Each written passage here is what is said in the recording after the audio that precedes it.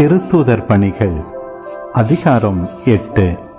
பின்பு ஆண்டவரின் தூதர் பிலிப்பிடம், நீ எழுந்து எருசலேமிலிருந்து காசாவுக்கு செல்லும் வழியாக தெற்கு நோக்கி போ என்றார். அது ஒரு பாலை நிலப்பாதை. பிலிப்பு அவ்வாறே புறப்பட்டு போனார். அப்போது எத்தியோப்பிய அரசு அலுவலர் ஒருவர் எருசலேம் சென்று கடவுளை வணங்கிவிட்டு திரும்பி சென்று கொண்டிருந்தார். அவர் ஓர் அலி, எத்தியோப்பிய அரசியான கந்தகியின் நிதி அமைச்சர். அவர் தமது தேரில் அமர்ந்து எசாயாவின் இறைவாக்கு நூலை படித்து கொண்டிருந்தார். தூய ஆவியார் பிலிப்பிடம், நீ அந்த தேரை நெருங்கிச் சென்று அதனோடு கூடவே போ என்றார்.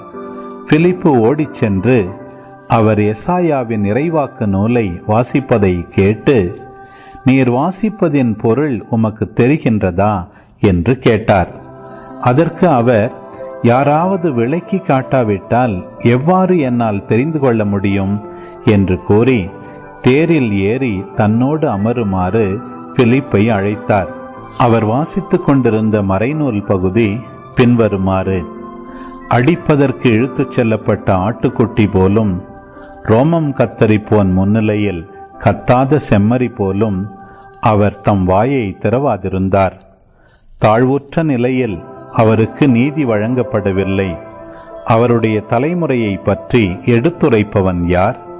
ஏனெனில் அவருடைய உயிர்தான் எடுக்கப்பட்டுவிட்டதே.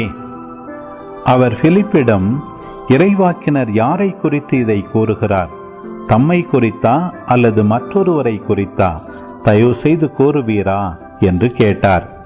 அப்போது பிலிப்பு இந்த மறைநூல் பகுதியிலிருந்து தொடங்கி இயேசுவை பற்றிய நற்செய்தியை அவருக்கு அறிவித்தார். அவர்கள் போய்கொண்டிருந்த போது வழியில் தண்ணீர் இருந்த ஓர் இடத்துக்கு வந்தார்கள். அப்போது அவர், இதோ தண்ணீர் உள்ளதே, நான் திருமுழுக்கு பெற ஏதாவது தடை உண்டா என்று கேட்டார்.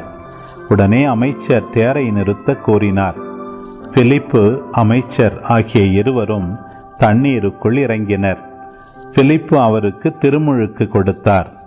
அவர்கள் தண்ணீரிலிருந்து வெளியேறின உடனேயே ஆண்டவரின் ஆவியார் பிலிப்புவை எடுத்துச் சென்று விட்டார். அமைச்சர் அதன் பின் அவரை காணவில்லை. அவர் மகிழ்ச்சியோடு தம் வழியே சென்றார். பின்பு பிலிப்பு ஆசோத்து என்னும் இடத்தில் காணப்பட்டார். செசரியா போய் சேரும் வரை அவர் சென்ற நகரங்களிலெல்லாம் நற்செய்தியை அறிவித்தார்.